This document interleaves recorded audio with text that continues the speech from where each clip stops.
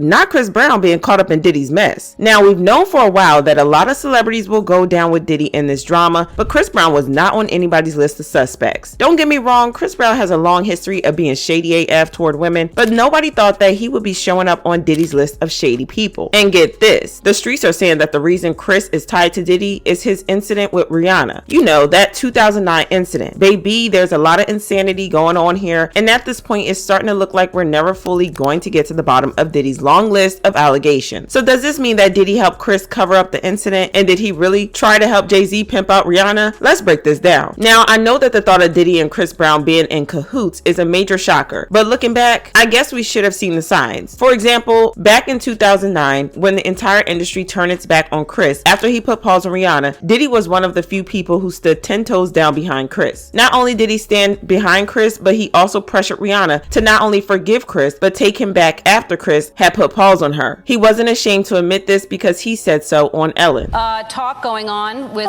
Chris Brown being at your place in Miami, and you arranging Chris and Rihanna getting back together. Why would you give Chris, a guy who hit a girl, and he's jet skiing around in your, you know, I don't understand, because, I mean, listen, I was a huge fan of Chris's. I love Chris, his music, he's a talented guy, but to hit a girl... Yeah, because I know both of them, and it's my house, and I'm allowed to give my house to whoever I want to give my house to. That's number one. Number two is that I'm the type of person that I don't cast a stone or cast a judgment on anybody. And so if a friend or friends ask me for a favor, then I'm gonna be there for a favor as long as I know that the energy of the favor is positive for two people to sit down and talk about a situation that they're in. I'm not gonna get involved in it. I'm not gonna pass judgment on it. If I could be there as a friend during hard times, then I'm gonna be there as a friend. Well, from what we know now, he was not in a position to cast stones because he knew that he was doing way worse than what Chris was. Y'all already know the horrible things that Diddy has been accused of doing to women, so we're not even going to get into that crazy mess. And as wild as it sounds, Rihanna is not the only woman that Chris Brown has mistreated, because several women have come forward to accuse him. After things ended with Rihanna, Chris Brown moved on to a relationship with Karrueche Tran, but unfortunately that relationship soon turned sour. By 2017, after they had broken up, Karrueche went to court to request a restraining order against him. In her filing, she accused Chris of being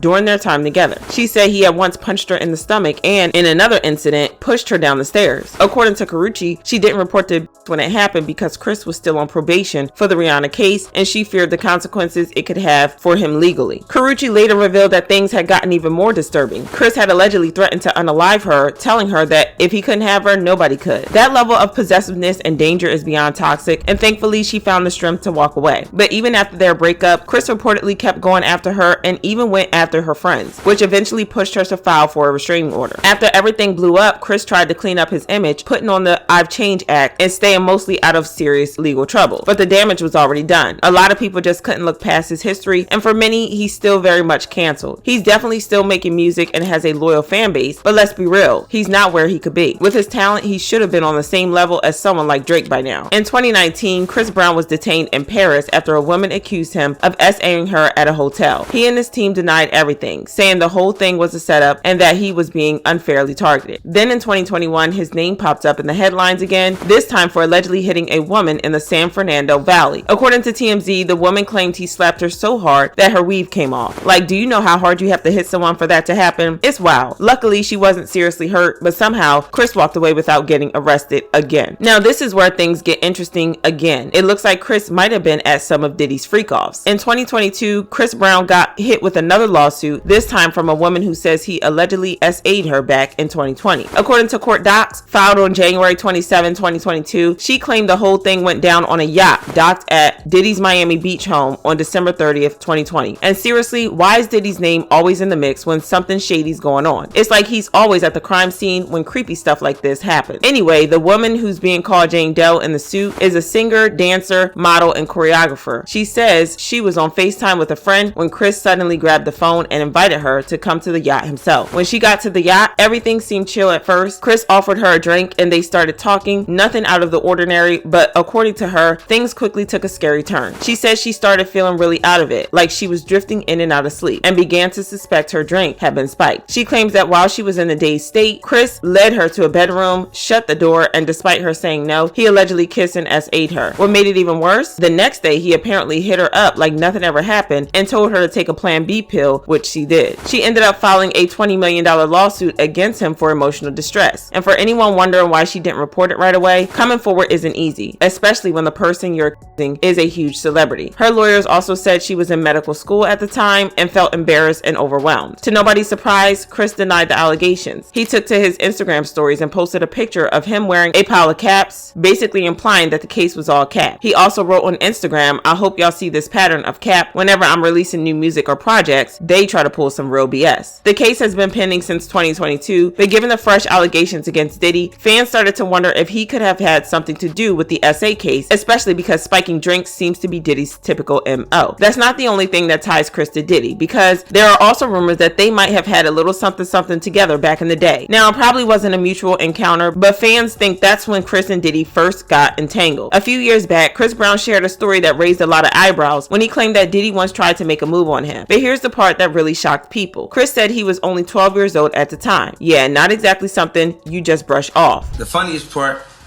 like, a lot of people don't know, Diddy turned me down.